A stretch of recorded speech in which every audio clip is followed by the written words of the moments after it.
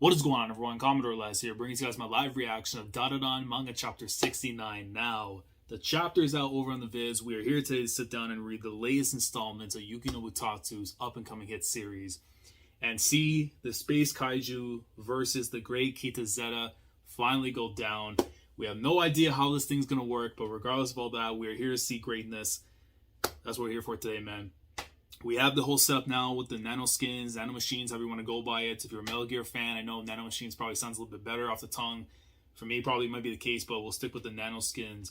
But I am excited to see this go down because this will be our first true glimpse of seeing in combat how the Nanomachines are going to be working for a long-term standpoint, so for however long we think the series is going to go on for. And this being literally the Megazord or Raijino, however you want to call it, up against, Reptar, the Kaijus, whatever. This is going to be great. So let's get into the chapter itself. Let's see what's going on this week. Are we going to get an actual one-on-one fight? Or are we going to just get the explanation of how the Kita is going to work itself? I mean, we know what Kita right now looks more than likely is going to be joining the main group and stuff. And I am curious, let me know down in the comments below, what name would you give this faction? That Momo, Okarun, Ira, Gigi, Seiko, Turbo Granny, like if you had to make a name for this group, because eventually they're gonna have to be some kind of name, so you're not just rolling off the tongue with so many names after. If you had to make a name for the group, what would it be? Let me know down in the comments. But anyways, let's get into the chapter 69. It is time. Here we go. So single page, and the title of the chapter is Clash Space Kaiju versus Giant Robots. And then you see right here the Buddha Megazord himself, Great Kinta Zeta, as I like to call it. But there you go. So staring at, I'm pretty sure it's still staring sideways, because when we did see it prior, when it was created, it was looking at one avenue, and then the Space Kaiju was looking on the other side after. So here it is. So wait a sec. How do we make this thing move? I don't know. But Miss Ayase. Here comes the Kaiju. Yeah, that thing is moving like it's Brock Lesnar pulling up on him, and it just stands up. The palms and everything. It reminds me of the Buddhas too from Gantz. If you've read, I forget the name of the arc, but it has like the Buddha priest statues and stuff. And basically, what happened in that arc was an absolute travesty still. But yeah, I don't know why it's giving me those similar vibes to what I saw from before. But that thing is running basically like Prime Brock Lesnar now at it. Hold on, is it okay to push these buttons? It won't explode. I see a lever.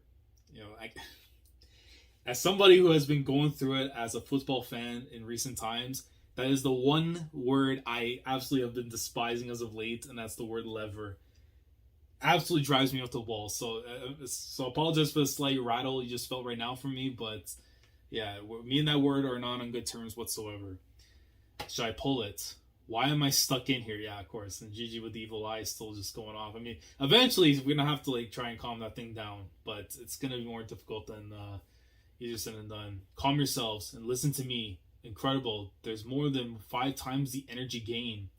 God, I could just kick him. Hey, but he's trying his best to figure something out, even though he is the new man in the group for the moment. All right, so everyone, pick a button and try pushing it one time. Here we go. 3, 2. I don't know if this is a smart Momo, because either you're going to do something crazy by accident, or you might get a dove. Let's find out. And that thing is, what is it doing? Is that wait, hold on. I'm about to mess up my wording right there. Did it just left? Like an injection right now. I see from one part with the shoulder, there's something flying up out of it. The arm has exploded. One arm is going down, or it's moving like this or whatever. And then some chicken bird thing, whatever, that's coming from the chest, the stomach area and everything. But I'm pretty sure somebody just flew out from their seats in the ejection. Yeah! Okay, I know what it is, yeah. Yeah, it exploded! Sorry, that was probably my fault. Wait, someone flew off. We shouldn't all be doing it at once. I'm out of here, yeah. Evil Eye, of course, and Gigi says, no, I'm done. But the one that did fly out, it was Okarun. The poor boy has to be the one that's gonna go jump out the thing. He's like, yeah, I'm a dead man. And, oh my god, that thing. Imagine taking a Sweet Chin music from a kaiju, from Reptar himself, directly to the face. You know how much of magnitude of that hit must have felt like any other person, are getting wiped off the planet. So that thing just taking a hit and it's about to fall over. And you see Momo's looking like she's about to timber too. And I don't know if is she using like the hands from like her powers as an Esper? No, that thing just nailed it down to the ground. He just falls over. And using the tail to grab by the leg, is gonna go for a dragon throw. I know it's like the one technique I've seen like every manga anime series trying to use because it's a go-to technique. But even then, and that thing is just slapping, smashing around. So I guess the nanomachines, even though it's a great use of technology, in terms of durability, is not looking good so far because that thing is being smashed apart as you see like parts of it are starting to break off piece by piece. Oh my god. Jesus Christ. That thing almost, I don't know, like a choke slam. It's like the Luffy to Bellamy punch in Jaya. Like that thing just, you see the arm is off on the left side. And the impact of this punch, as it just hits the ground, you see like the wave of like the dust and debris that is just going around the entire, like, you know, the farming area, or basically where they are and stuff, the outside the crib. But what an impact. And it's going for the other arm. My god, that thing needs to relax. That thing needs to relax ASAP. And then you see Okura now got the parachute out, so he's able to make a safe landing. Whoa. And he makes it right back down to the ground, falls over though. Miss Ayase. An explosion rings up. Please tell me the others are safe though. Please tell me they're safe. Freedom. This guy. Freedom! Evil Eye. Why are you wrecking stuff? I'm free! I'm free! He just gets hit with the explosion. He gets sent flying after. God! Evil Eye! Are you okay? Well, I don't think he's okay because he went like face first, like running towards them. Did you do that? Is it cool for us to kill each other now? Absolutely not. It's not even Tuesday, man. This is not the time for that. And the tremors now, I'm assuming, is the kaiju's moving, and he's still stomping on the chest area of the Great Kinta Zeta. That thing is in absolute bad shape right now. Like the kaiju is right now looking like it might get a sweep. Because I have not seen no offense yet, unless we see something now that forces a Game 7. It's like, what's that? It's huge. Oh no, Miss Ayase and the others are still in there. Is it tough? Tougher than all the heck. I don't know how to fight it. And that, bro, look at the damage. Its head has been like caved in, because you're seeing like the force of it being compressed in. The chest, of course, we already know was in shambles. But the head, my god, is not looking good. This is like what I just saw on the weekend. And I thought I could run away from it, but from what I saw from United, it was absolutely despicable. Miss Ayase, I want to fight it. Okura here's some kind of like a message response, I guess. Wait, hold on. I literally thought it was gonna be Momo like saying something. No, but it's actually Gigi and the Evil Eye. He's like waving around. So what do we do? At the rate that this is going, Evil Eye, this one time. Yo! Time! Yo, it would not allow it! It would not allow the sweep! It would not allow the sweep! Let's go! And you see there, Okura's like, oh, Masaka. That thing puts his hands up, stopping the foot from coming down to lay what could have been the KO. I finally figured it out. How to get it to move. Since the robot's made of nanoskin, I probably just need to visualize stuff. Oh my, look at that high kick! Or a low kick, basically, don't matter. But you see the kick coming in. And gets it right in the jaw. You see right there, tilted back and everything. Almost like it's trying to do like a spinner Rooney, basically. And then the ricochet from the kick is coming in to smack it. And that thing goes falling back. Completely back to the ground. And you see right there, it's able to get back into a standing position. You see, the thing is, it's always been my dream to pilot a giant robot. It has to be Kinta that's saying this right now. For a fact, I know it's got to be him. So I watched a ton of robot anime, and I imagine piloting 1/10 of thousands of times. If it was Gundam, one of them, or even Macross, honestly, like, then that's a goated individual. Incredible. The Nanoskin. They're regenerating. Yo, got the red heart chains. There is no... Nah, bro, listen, Tatsu might be goated.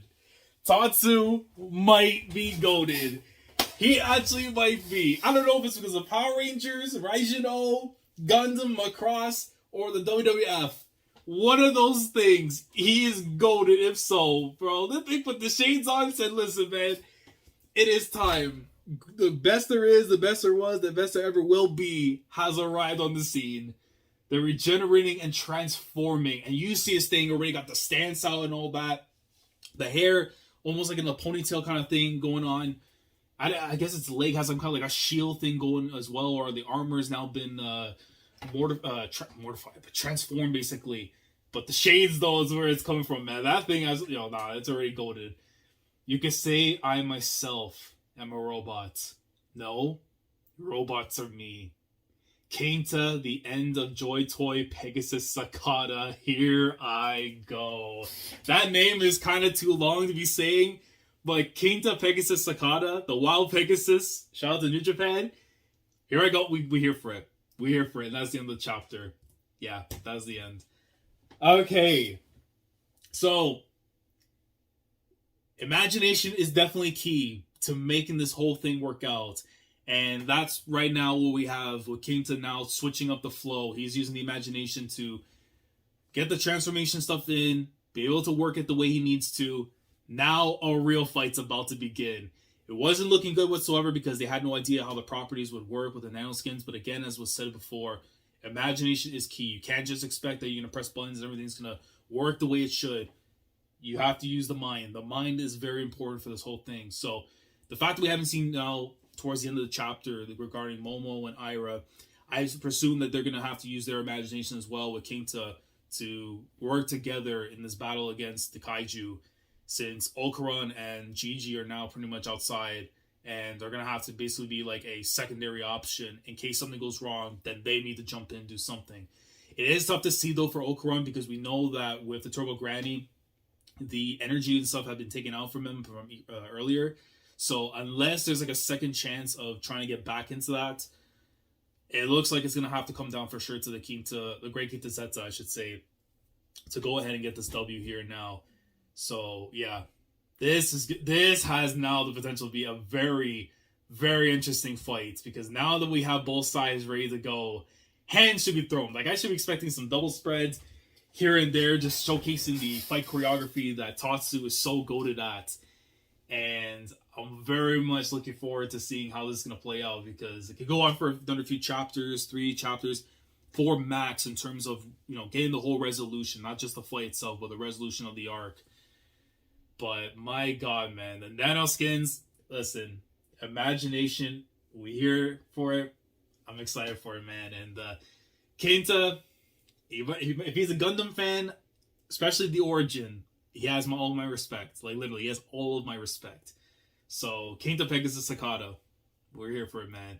And hopefully he's able to get this W. If it's going to be alongside Momo and Ira to be the ones to try and make it happen, it's time, man. So, yeah, very good chapter here. Obviously, things were looking bad from the very beginning in terms of them trying to get the control, make it work out.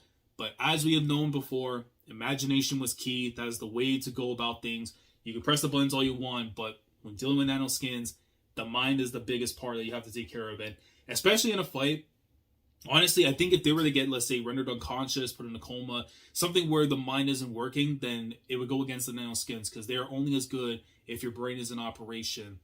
And someone like Kinta, who I would think has good potential to showcase those fundamentals on this stage right now, this is a good showcasing we have coming up. So, very excited. The fight's finally going to properly start. We saw some hits being thrown in. Kaiju was looking good, even though it did have a little bit of an advantage because we didn't know what was going on. But now the time is here. So, next week we're going to be cooking. But let me know your thoughts down in the comments below regarding this week's chapter of Dandadan. How are we feeling in regards to now the fight's about to begin? And how key is it that the mind itself, in terms of imagination, like that is going to be something that's going to be crucial to get the full potential of nanoskins, nanomachines whichever translation or way you want to describe them.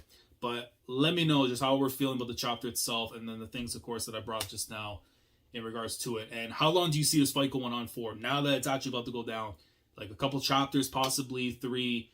And of course, if you have to predict the finish, how do you see it going down? And how do we like in the design too for the Great Kinta Zeta as well? If you're a Bret Hart fan, you know WWF and all that, let me know just when you saw that how you were feeling about it. So thoughts down in the comments below. Like the video if you enjoy. Subscribe to the channel if you guys are new here. If you want to be part of the weekly experience when it comes to my coverage of Dandadan week in and week out, subscribe if you haven't already. Click on the bell to endorse. It's the other day where everything goes on the channel. With that being said, I will catch you guys in the next video. The next live reaction next week. Because we know we're getting a chapter. We're going to get a collision. Finally about to happen here now. Kaiju versus the Great Kinta Zeta.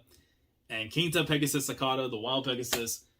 It's time to claim your W. Put yourself in the group. Again, names down in the comments below. What group name would you give this faction here in Dandadan as they go against the oddities, the aliens, and all that? Let me know down in the comments. And I will see you guys next week for it should be a 5-star classic. In Yokinobu Tatsu I trust, as we should. So, Commodore last signing off. Thanks so much for watching, and as always, take care. Going crazy, yeah, we going crazy. I'm with the team, yeah, we going crazy.